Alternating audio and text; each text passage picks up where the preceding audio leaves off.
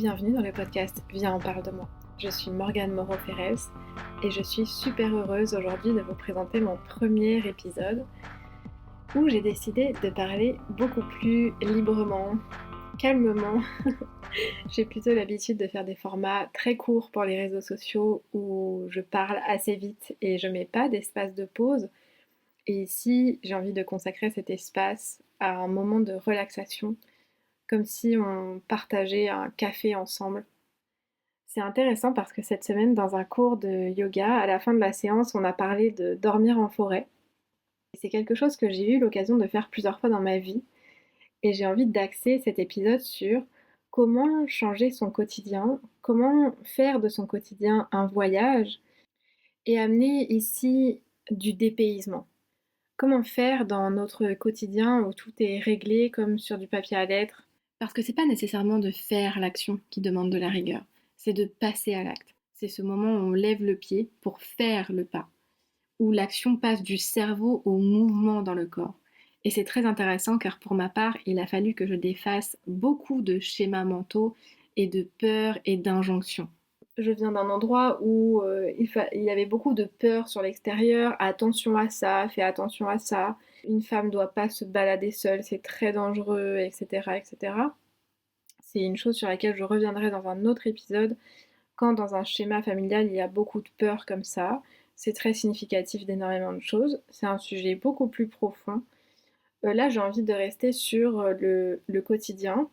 Comment, du coup, vivre sa vie librement en posant des actions qui changent radicalement de ceux dont on a l'habitude.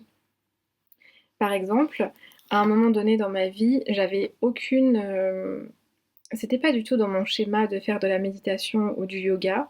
J'étais très dissociée de mon corps et du coup j'avais plutôt beaucoup de jugement sur ces pratiques-là. Je fréquentais des personnes aussi qui avaient le même point de vue plus ou moins.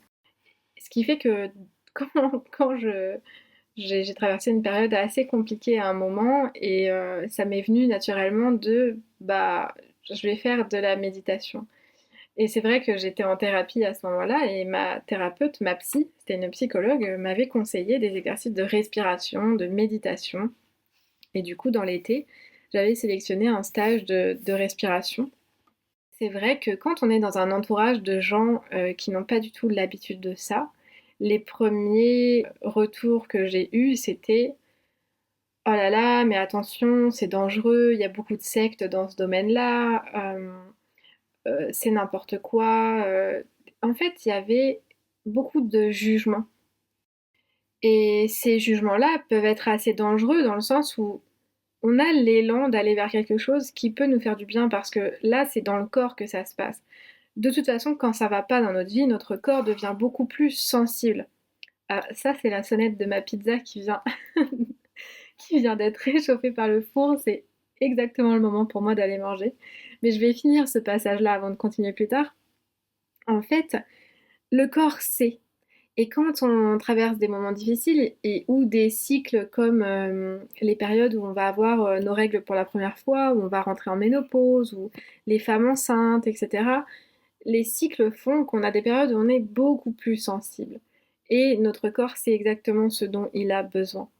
Mais si on reste avec des personnes qui sont très dans le mental et qui sont elles-mêmes bloquées dans leur peur, ça peut nous freiner dans notre élan en fait.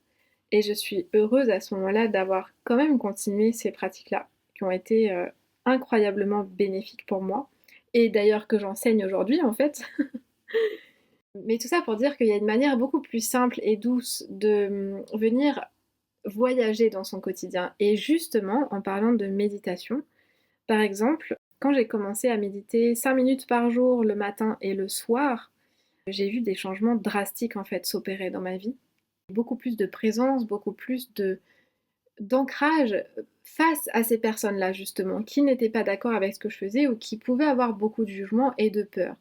Avant, c'était quelque chose qui me déclenchait beaucoup parce que j'avais tendance à réagir assez violemment parce que ça venait me heurter en fait dans mon intégrité, dans ma confiance en eux, c'est-à-dire que des personnes de mon entourage proche qui ont ce point de vue-là, forcément, ça me touchait à ce moment-là. Et mon premier réflexe, quand je ressentais une émotion assez forte, c'était la surréaction. Méditer 5 minutes par jour m'a énormément aidé à travailler mon ancrage et à agrandir ma capacité à rester présente à mes émotions. Et donc à pouvoir aussi dire aux personnes qui me déclenchaient auparavant et qui me déclenchaient au point que je ne savais pas quoi répondre, petit à petit, j'ai su moi-même être suffisamment ancrée pour savoir quoi répondre et pour dire, m'affirmer en fait dans ma vie et dire bah je sais ce que je fais en fait. Sauf que quand ça tangue beaucoup à certains moments de notre vie, c'est beaucoup plus délicat d'être affirmé et c'est là en fait où il y a une nuance qui est assez importante et justement à une époque j'ai lu un livre qui m'a perturbée, qui m'a énormément perturbée. C'était un livre sur un ancien toxico qui était acteur, un acteur français. Certains reconnaîtront peut-être le livre dont je parle, mais je ne vais pas le nommer.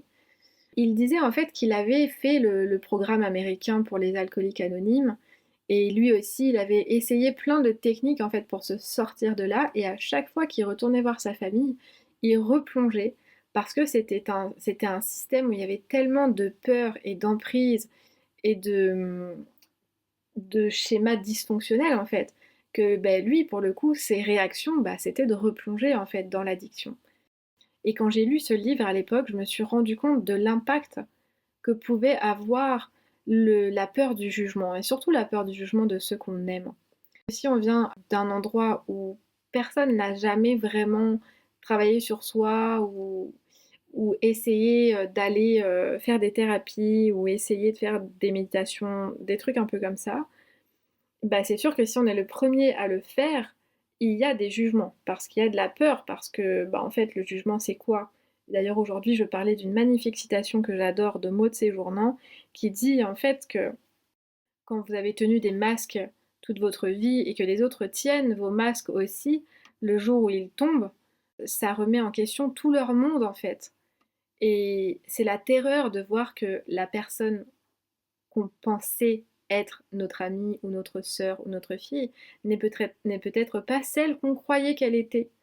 Et c'est là que se joue la nuance en fait sur à quel point les schémas d'emprise peuvent avoir une importance et une influence sur les choix que je fais dans mon quotidien.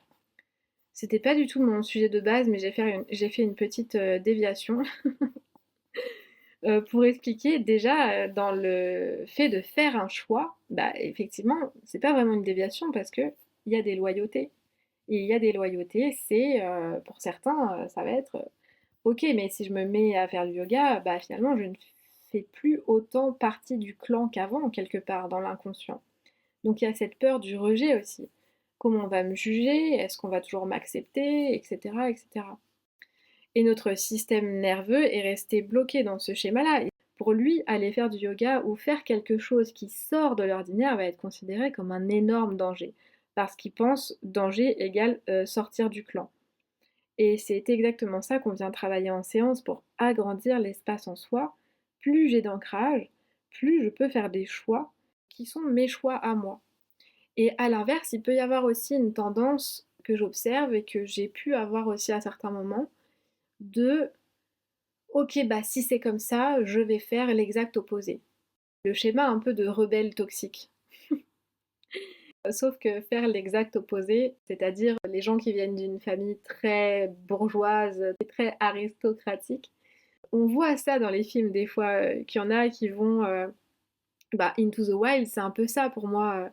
Il part un peu pour défier le système.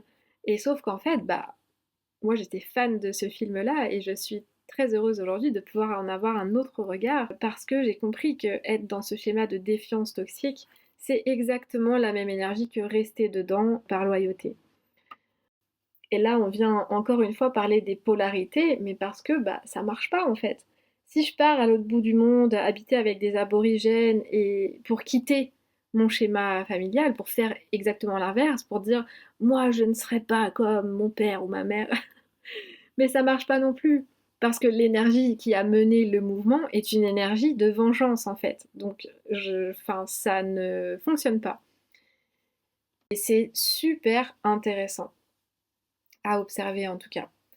Parce que l'ancrage, ça peut se faire tout naturellement dans une journée quotidienne où finalement je dirais que le premier acte de cette grande scène de théâtre, ça serait déjà d'accepter la banalité. Ça me fait quoi en fait de considérer que bah oui, je peux être complètement banale, avoir une journée normale et sans chercher à rien faire d'exceptionnel. Ça, pour certains profils, en tout cas pour le mien, c'était une grande difficulté d'accepter d'être banal et d'avoir une journée lambda, en fait de rester sans rien faire quand on a tendance à plutôt fuir ou vouloir partir loin ou vouloir aller dans l'exceptionnel. C'est un schéma qui est très addictif aussi, hein, quand on va avoir des relations passionnelles assez toxiques. J'aime pas du tout cette expression-là, mais attendez, là il faut vraiment que j'aille chercher ma pizza.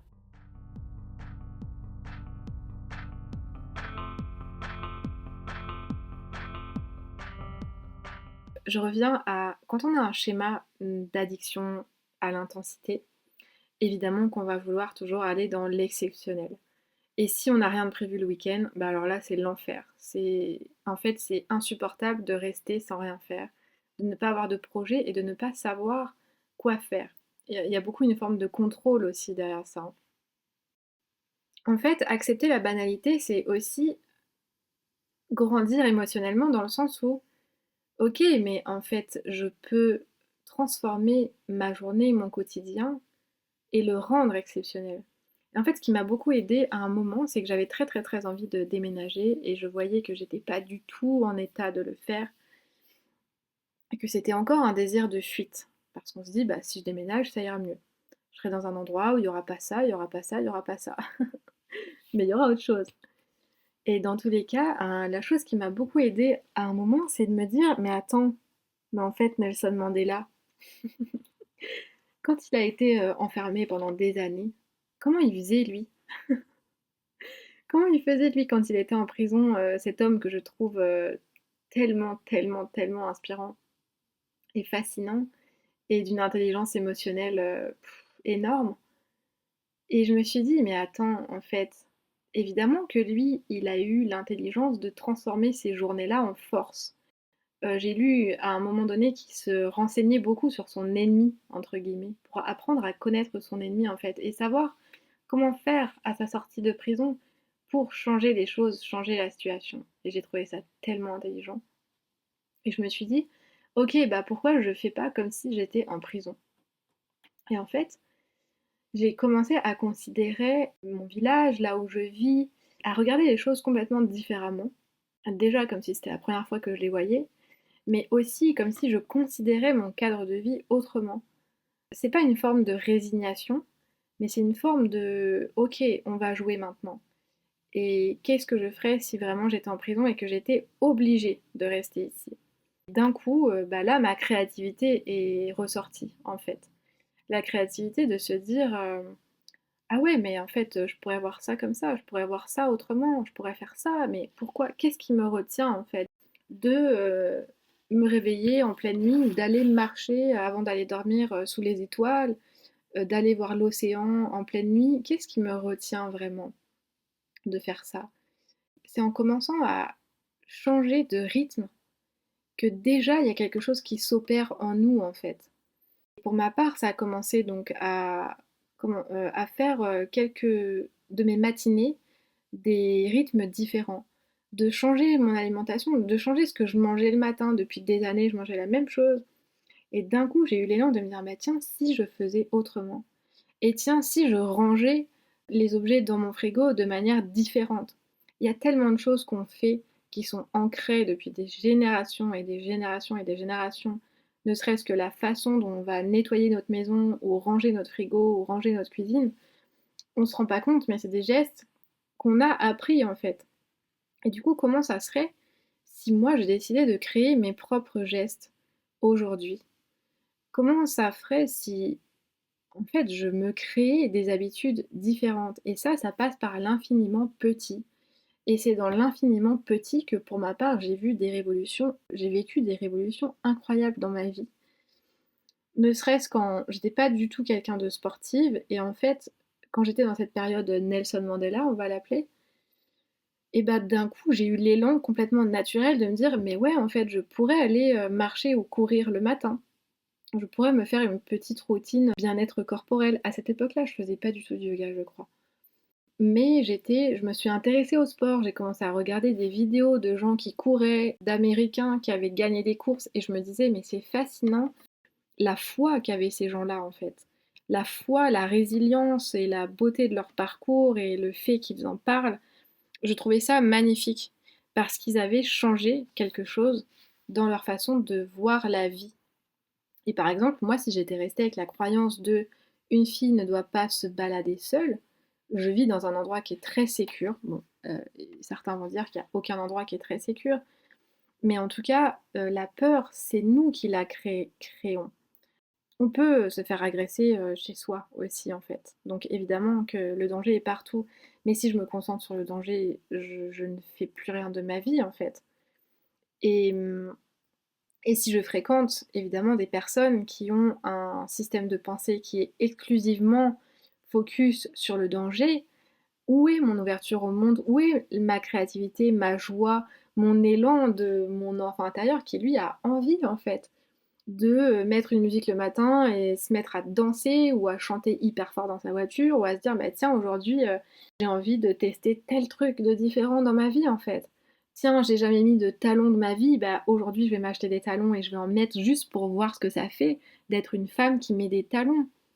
Je sais pas moi, tiens, j'ai toujours jugé les femmes qui avaient des décolletés, je donne des exemples, hein. Et bah tiens, aujourd'hui, ça ferait quoi si j'en mettais un? Quel genre de femme je serais? Et tout ça devient un jeu en fait, parce qu'on peut incarner totalement tous les personnages qu'on veut à partir du moment où on est d'accord avec ça. On est d'accord avec nous-mêmes de jouer cette divine comédie, j'ai envie de dire, et de tester, de voir, de tester nos propres conditionnements en fait. Pourquoi je ne saisis pas cette expérience-là et j'ose en fait. J'ose et en faisant ça, c'est un acte presque psychomagique en fait, hein, parce que en passant à l'action, je défais tous les schémas énergétiques. Moi, je vois ça un peu comme des lianes qui nous relient aux croyances limitantes.